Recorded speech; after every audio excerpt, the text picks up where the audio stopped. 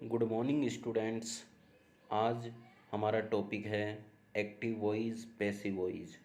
तो देखिए, active voice और पैसिव वॉइस क्या होते हैं। बड़े ही ध्यान से इस टॉपिक को समझना, क्योंकि ये टॉपिक बहुत ही इम्पोर्टेंट है। इससे पहले मैंने आपको टेंस के बारे में बताया, और जो आज है वो एक्टिव पैसिव के बारे में पढ़ेंगे। तो देखिए, सबसे पहले वॉइस, VOICE। वॉइस का अर्थ होता है वाच्य। वाच्य।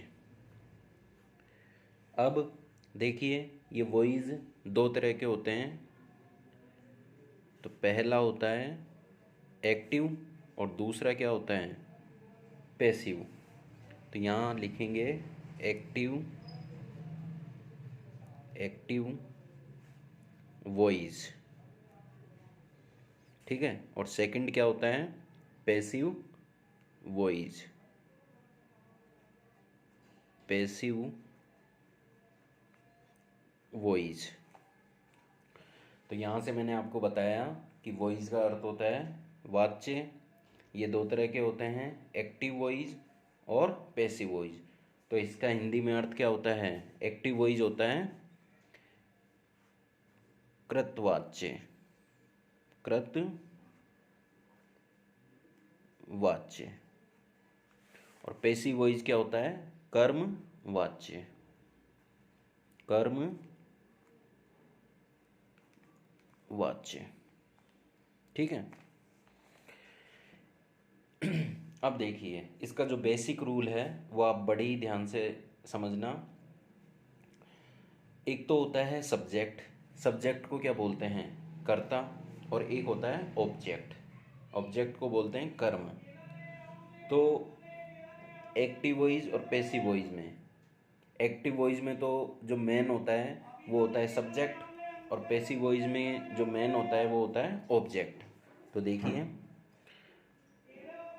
सब्जेक्ट, तो सब्जेक्ट को क्या बोलते हैं, कर्ता, ठीक है। तो एक्टिव वॉइस में तो सब्जेक्ट मेन होता है, और पैसिव वॉइस में ऑब्जेक्ट क्या होता है, मेन होता है। इसका अर्थ होता है कर्म, ठीक है। अब इसका जो बेसिक रूल है वो देखिए आप। तो ये तो एक्टिव का है रूल, ठीक है। तो देखिए, सबसे पहले subject plus helping verb plus main verb plus object, ठीक है।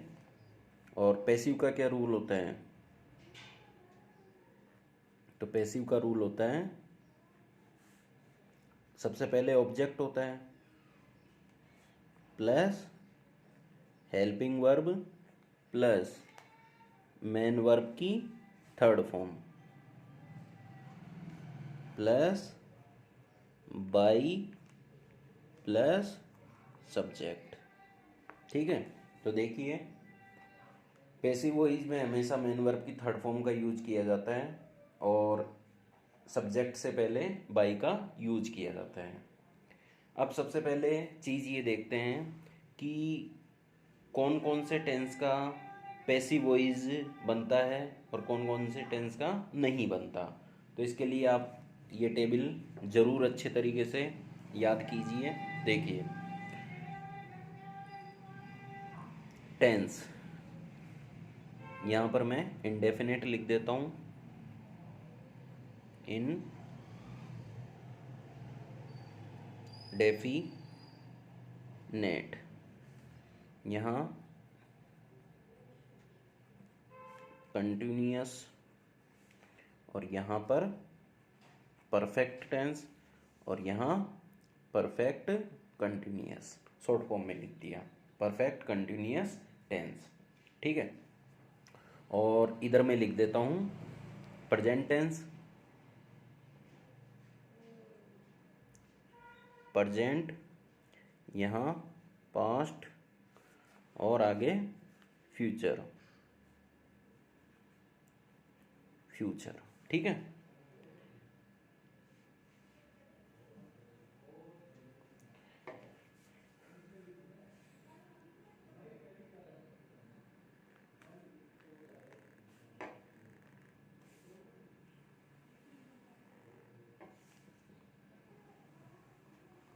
देखिए तो प्रेजेंट इंडेफिनेट का पैसिव वॉइस बनता है। ठीक है, तो यहाँ पर मैंने टिक लगा दिया। इसी तरह से प्रेजेंट कंटिन्यूअस का भी पैसिव वॉइस बनता है। ठीक है, प्रेजेंट परफेक्ट का भी बनता है, लेकिन प्रेजेंट परफेक्ट कंटिन्यूअस का नहीं बनता है। वैसे ही पास्ट इंडेफिनेट का बनता है, पास्ट कंटिन्यूअस का बनता है, और पास्ट परफेक्ट का बनता है, लेकिन पास्ट परफेक्ट कंटिन्यूअस का नहीं बनता है। ठीक है, यानी कि प्रेजेंट के तीनों टेंस इंडेफिनेट, कंटिन्यूअस और परफेक्ट का पैसिव वॉइस बनता है। इसी तरह से पास्ट के तीनों टेंस इंडेफिनेट, कंटिन्यूअस और परफेक्ट तीनों का पैसिव वॉइस बनता है। परफेक्ट कंटिन्यूअस का नहीं बनता है। फ्यूचर में देखिए, फ्यूचर इंडेफिनेट का बनता है, कंटिन्यूअस का नहीं बनता, और परफेक्ट का बनता है, और परफेक्ट कंटिन्यूअस का नहीं बनता है। यानी कि इस टेबल से हमने क्या सीखा है कि 1 2 3 4 5 6 7 8 टेंसों के पैसिव वॉइस बनते हैं और 4 टेंसों के पैसिव वॉइस नहीं बनते हैं। ठीक है, अब इसके बाद में आपको दूसरी चीज़ क्या याद रखनी है कि जब अपन एक्टिव सेंटेंस को पैसिव में कन्वर्ट करते हैं, यानी पैसिव में बनाते हैं, तो आपको क्या याद रखना है। देखिए, जैसे आपके पास में सेंटेंस हो प्रेजेंट इंडेफिनेट का, ठीक है, तो प्रेजेंट इंडेफिनेट का होगा तो क्या हेल्पिंग वर्ब यूज होगी एक्टिव सेंटेंस में, डू या फिर डज। ठीक है, तो इसको आपको पैसिव वॉइस में कन्वर्ट करना है। तो आपको ये याद रखना है कि जो हेल्पिंग वर्ब है डू डज का यूज नहीं करेंगे, बल्कि इसके नेक्स्ट वाला जो टेंस है कौन सा है, कंटिन्यूअस है, प्रेजेंट कंटिन्यूअस। तो इसकी हेल्पिंग वर्ब क्या होती है,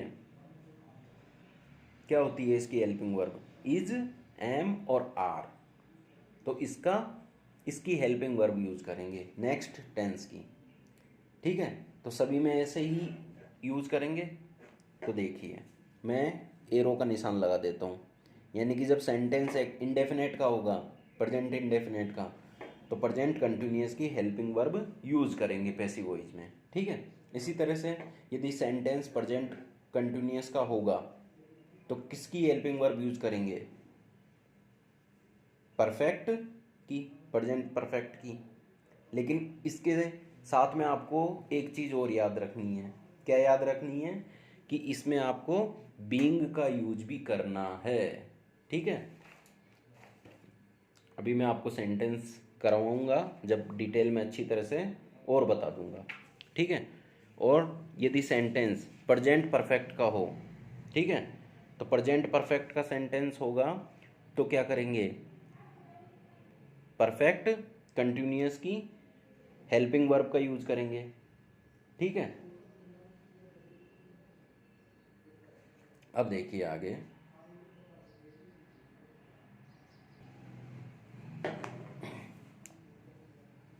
ठीक है, मैं एरो का निशान लगा देता हूं।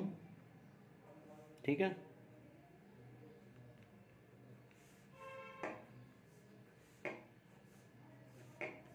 यानी कि नेक्स्ट वाला जो टेंस होगा उसकी हेल्पिंग वर्ब यूज करेंगे। ठीक है, बस कंटिन्यूअस में किसका यूज करेंगे, बीइंग का भी यूज करेंगे। यानी जब आपके पास में एक्टिव का कोई सेंटेंस होगा, चाहे से वो प्रेजेंट कंटिन्यूअस हो या पास्ट कंटिन्यूअस हो या फ्यूचर कंटिन्यूअस, इसका तो बनता ही नहीं है, सिर्फ प्रेजेंट और पास्ट कंटिन्यूअस हो, तो आपको इस टेंस की हेल्पिंग वर्ब भी यूज़ करनी है, उसके बाद में बीइंग का यूज़ करना है। ठीक है, तो आज सबसे पहले हम पढ़ेंगे पास्ट इंडेफिनेट सेंटेंस को कैसे पैसिव वॉइस में कन्वर्ट करते हैं।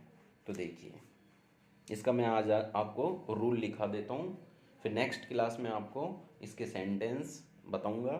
देखिए,